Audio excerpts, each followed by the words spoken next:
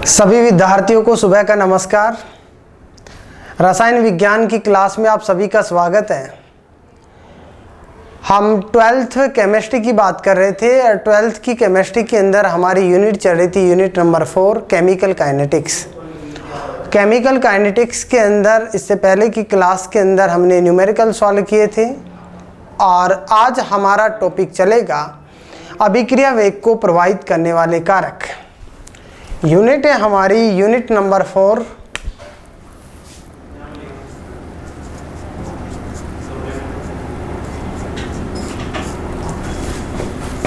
Chemical kinetics.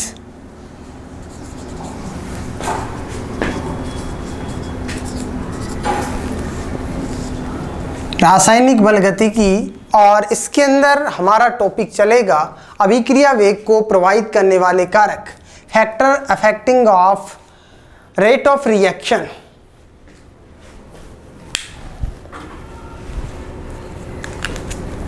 Topic है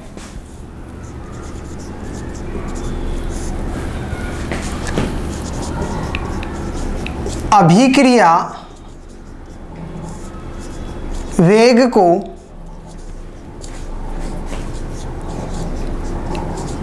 प्रभावित करने वाले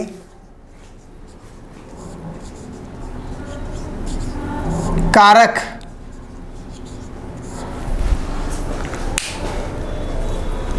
factor affecting of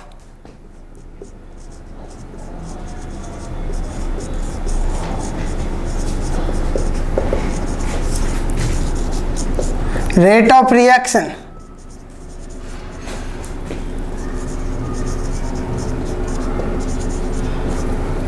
factor affecting of rate of reaction, अभिक्रिया वेग को प्रभावित करने वाले कारक। प्रिय विद्यार्थियों, इससे पहले हमने कुछ टॉपिक्स लिए थे, उनको सॉल्व किया था, मतलब टॉपिक्स को देखा था, अच्छे से समझा था। उसके बाद में हमने न्यूमेरिकल लिए थे और उनको समझा था।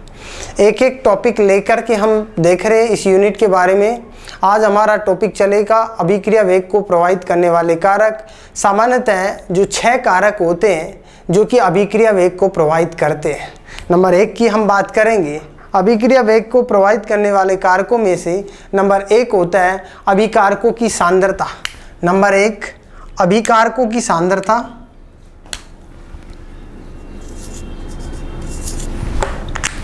नंबर 1 की बात करेंगे अभिकारकों की सांद्रता।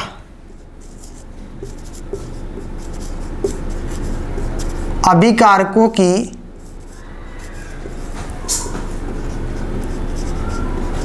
सांद्रता। नंबर 2 ताप। नंबर 3 दाब। नंबर 4 की बात करें हम, नंबर 4 है उत्प्रेरक।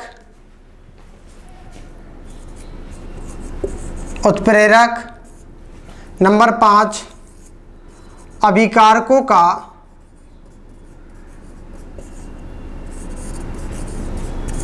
पृष्ठीय क्षेत्र। अभिकारकों का पृष्ठीय क्षेत्र। और नंबर 6 विकिरणों द्वारा या विकिरण द्वारा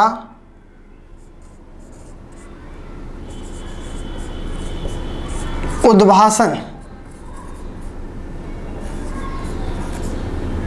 विकिरण द्वारा उद्भासन, हम इन सब की बात करेंगे। ये जो 6 कारक होते हैं अभिक्रिया वेग को क्या करते हैं, प्रभावित करते हैं।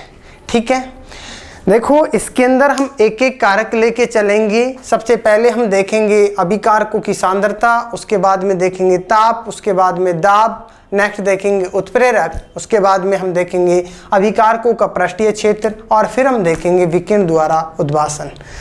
प्यारे विद्यार्थियों, एक एक क्लास हमने यहाँ पर देखी है और प्रत्येक क्लास के अंदर हमने अच्छे से हर एक टॉपिक को अच्छे से समझा है। मैं आपको बता दूँ, हमारे अंदर यदि मेहनत करने की आदत पड़ जाए या फिर ये कहें अगर मेहनत आदत बन जाती है या अगर मेहनत आदत बन जाए तो कामयाबी मुकद्दर बन जाती है। अगर मेहनत आदत बन जाए तो कामयाबी क्या बन जाती है? मुकद्दर बन जाती है। और इसी के साथ हमारे को जो रसायन विज्ञान जो हम पढ़ रहे हैं, इसके अंदर लगातार मेहनत करते रहना है ताकि हम क्या हो जाए? कामयाब हो जाए। और हमारी जो कामयाबी क्या हो जाए? हमारा क्या बन जाए? मुकद्दर बन जाए। ठीक है, देखिए अब हम इसके अंदर factor affecting of rate of reaction के अंदर सबसे पहले लेके चलेंगे अभिकारकों की सांद्रता। नंबर 1 की बात करेंगे हम, अभिकारकों की सांद्रता।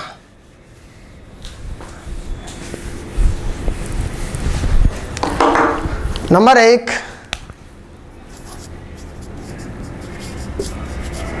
अभिकारकों की सांद्रता, कंसंट्रेशन ऑफ रिएक्टेंट। सामान्यतः अभिकारकों की सांद्रता अधिक होती है तो अभिक्रिया का वेग भी क्या होता है? अधिक होता है। जैसे जैसे अभिकारकों की सांद्रता अधिक पाई जाएगी, अभिक्रिया का वेग भी उतना ही अधिक पाया जाएगा। और यदि अभिकारकों की सांद्रता कम होती है तो अभिक्रिया का वेग भी उतना ही कम पाया जाता है। अर्थात हमने ये देखा था कि जो अभिक्रिया का वेग होता है क्रियाकारकों या अभिकारकों की सांद्रता के ऊपर निर्भर करता है। जितनी ज़्यादा क्रियाकारकों की सांद्रता पाई जाती है या अभिकारकों की जितनी ज़्यादा सांद्रता पाई जाती है, अभिक्रिया का वेग भी उतना ही अधिक पाया जाएगा। क्योंकि अभिक्रिया का वेग उतना ही अधिक इसलिए पाया जाएगा क्योंकि ज़्यादा सांद्रता होने पर, हमने ये देखा था, एक ग्राफ से समझा था, हमने क्या देखा था, इस प्रकार से हमने ग्राफ बनाया था। ठीक है, और हमने ये देखा था तीव्रता के साथ में प्रारंभिक वेग होता है अभिक्रिया का क्या होता है? अधिक होता है। और उसके बाद में जैसे जैसे उसकी सांद्रता घटती जाती है, अभिक्रिया का वेग भी क्या होता जाता है? घटता जाता है। वेग और सांद्रता के मध्य हमने क्या बनाया था? ग्राफ बनाया था। ठीक है, तो हम ये कह सकते हैं इसके अंदर कि यदि जितना ज़्यादा सांद्रता पाई जाएगी, अभिक्रिया का वेग भी उतना ही ज़्यादा पाया जाएगा। देखिए, यदि हम इसके अंदर सांद्रता को बढ़ाएंगे, सांद्रता क्या होगी?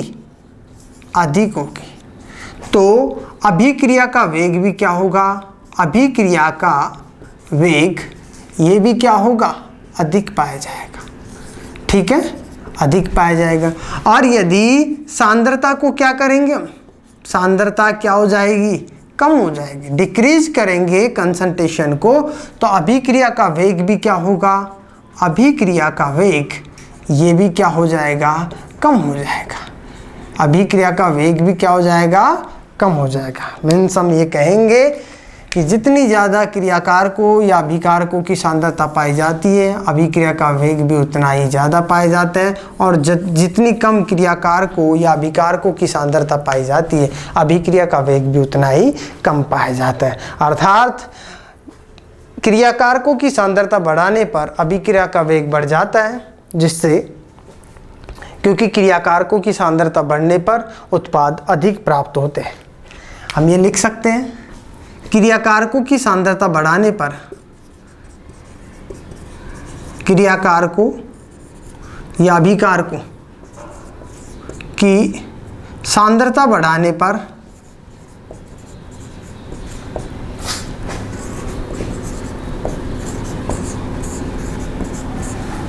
अभिक्रिया का वेग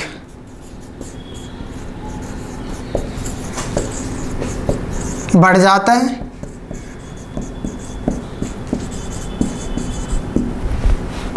क्रियाकारकों की सांद्रता बढ़ाने पर अभिक्रिया का वेग बढ़ जाता है, जिससे क्योंकि क्रियाकारकों की सांद्रता बढ़ने पर उत्पाद अधिक प्राप्त होते हैं। क्योंकि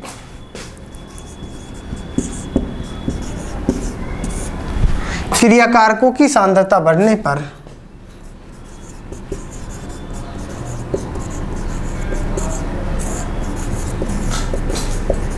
सांद्रता बढ़ने पर उत्पाद अधिक प्राप्त होते हैं।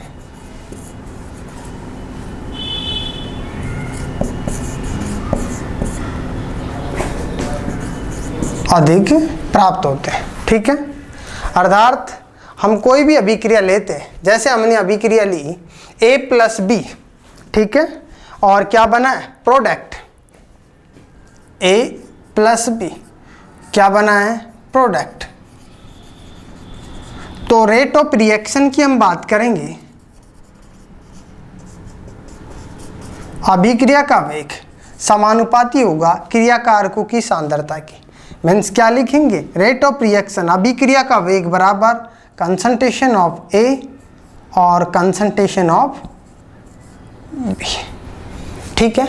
नेक्स्ट यदि हम दूसरी अभिक्रिया की बात करें तो जैसे हमने दूसरी अभिक्रिया ली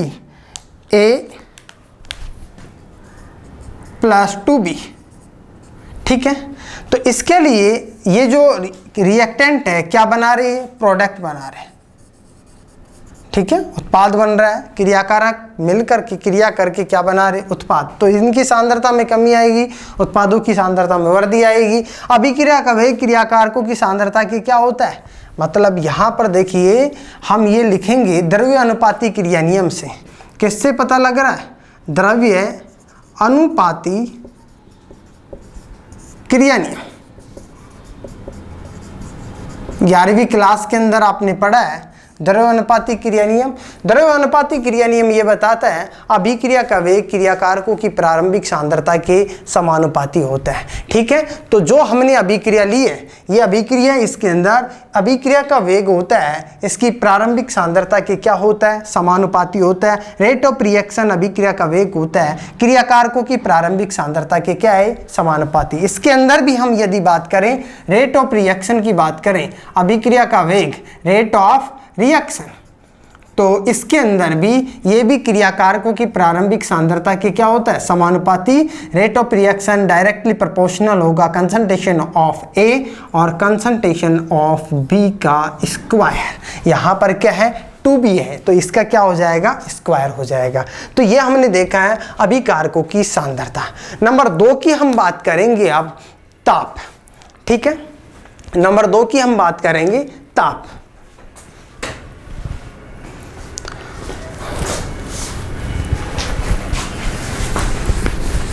नेक्स्ट नंबर 2,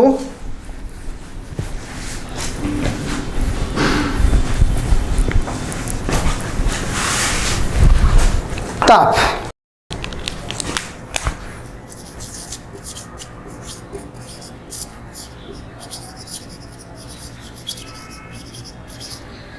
टेम्परेचर, देखो जब कोई भी अभिक्रिया होती है, किसी भी अभिक्रियाओं के अंदर यदि हम ताप बढ़ाते हैं, टेम्परेचर का मान बढ़ाते हैं, तो उससे क्या होता है, अणुओं की मध्य गतिज ऊर्जा भी क्या होती है, बढ़ती है। तापमान बढ़ाने पर अणुओं की मध्य गतिज ऊर्जा बढ़ती है, और गतिज ऊर्जा बढ़ती है तो उसी के साथ साथ जैसे जैसे गतिज ऊर्जा बढ़ेगी उत्पाद भी क्या होंगे, अधिक प्राप्त होंगे। मीन्स अभिक्रिया का वेग भी उतना ही तीव्र गति के साथ में होगा। मीन्स ये कह सकते हैं हम तापमान बढ़ाते हैं तो अणुओं की गतिज ऊर्जा बढ़ती है, उत्पाद बढ़ते हैं, और अभिक्रिया का वेग भी क्या होता है, बढ़ता है, ठीक है।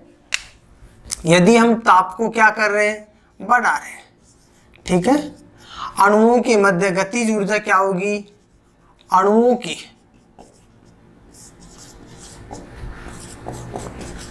गतिज ऊर्जा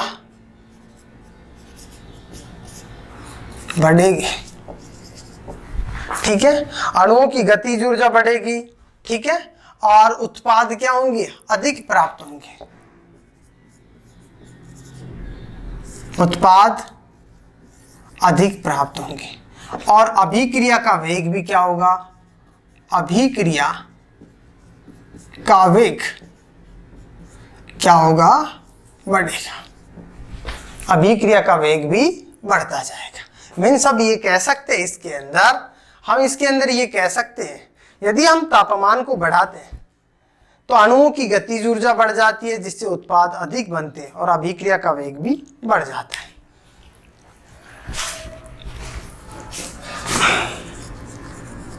किसी अभिक्रिया का ताप बढ़ाने पर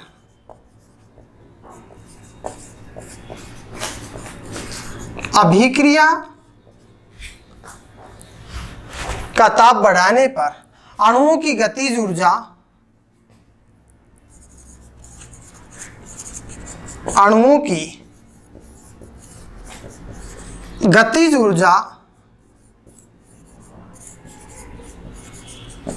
बढ़ जाती है,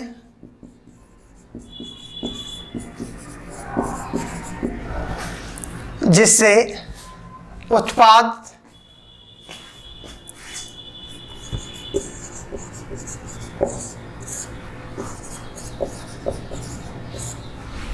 अणुओं की गतिज ऊर्जा बढ़ जाती है, जिससे उत्पाद अधिक बनते हैं,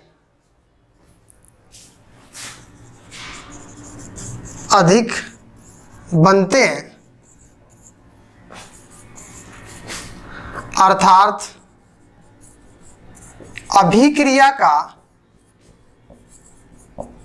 वेग भी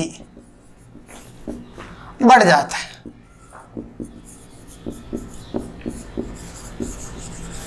अभिक्रिया का वेग भी बढ़ जाता है। ठीक है, नेक्स्ट अब हम बात करेंगे नंबर 3 की। नंबर 3 की हम बात करेंगे दाब। देखिए नंबर 3 चलेगा हमारा दाब।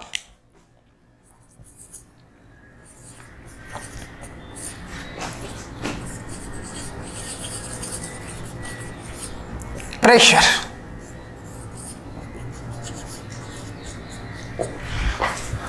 दाब, देखिए सामान्यतः दाब बढ़ाते हैं तो आयतन घटता है, अणुओं की टक्करें बढ़ जाती है और उत्पाद अधिक बनते हैं और अभिक्रिया का वेग भी क्या हो जाता है, बढ़ जाता है।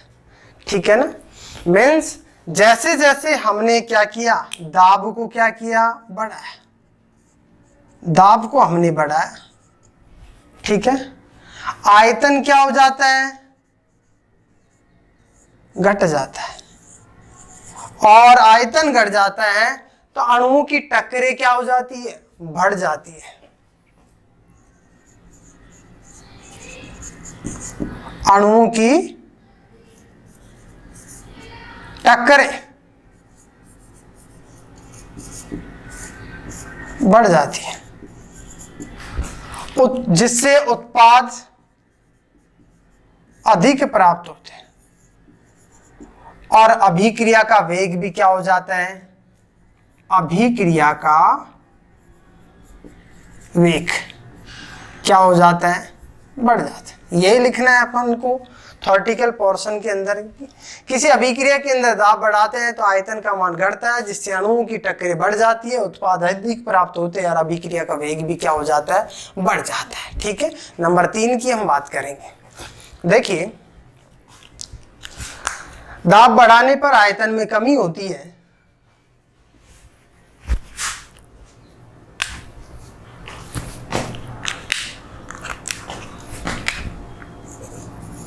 दाब बढ़ाने पर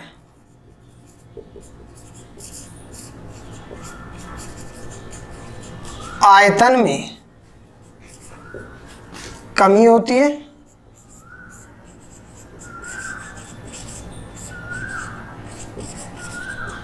जिससे गतिज ऊर्जा या फिर जिससे अणुओं के मध्य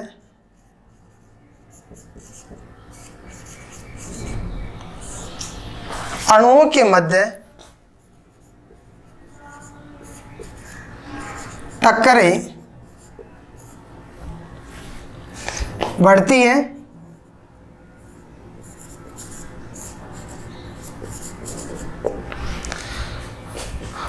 अणुओं के मध्य टक्करें बढ़ती है, उत्पाद अधिक बनते हैं तथा उत्पाद अधिक बनते हैं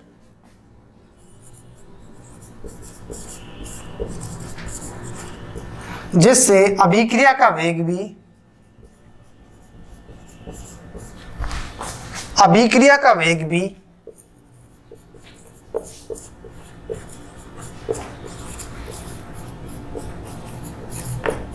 बढ़ता है। अभिक्रिया का वेग भी क्या होता है, बढ़ता है। देखिए हमने ये देखा है इसके अंदर कि अभिक्रिया के वेग को प्रभावित करने वाले कारक। इसके अंदर अभी तक हमने इस क्लास के अंदर 3 कारक देखे। ठीक है, क्या देखा? नंबर 1 सांद्रता, क्रियाकारकों की सांद्रता। नंबर 2 की बात की है हमने टेम्परेचर, तापमान की बात की है, ताप की बात की है। नंबर 3 की बात की है हमने दाब की, कि दाब क्या होता है, दाब के कारण अभिक्रिया का वेग कैसे बढ़ता है। अब हम नेक्स्ट क्लास के अंदर बात करेंगे, हमारा रह गया इसके अंदर उत्प्रेरक।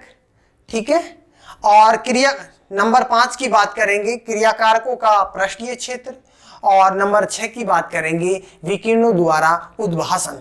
इन सब की हम बात करेंगे अगली क्लास के अंदर। नंबर 3 तक हम बात कर चुके हैं। इसके अंदर क्रियाकारकों को जो प्रभावित करते हैं 3 कारक हम पढ़ चुके हैं। बाकी 3 कारकों की हम बात करेंगे नेक्स्ट क्लास के अंदर। धन्यवाद।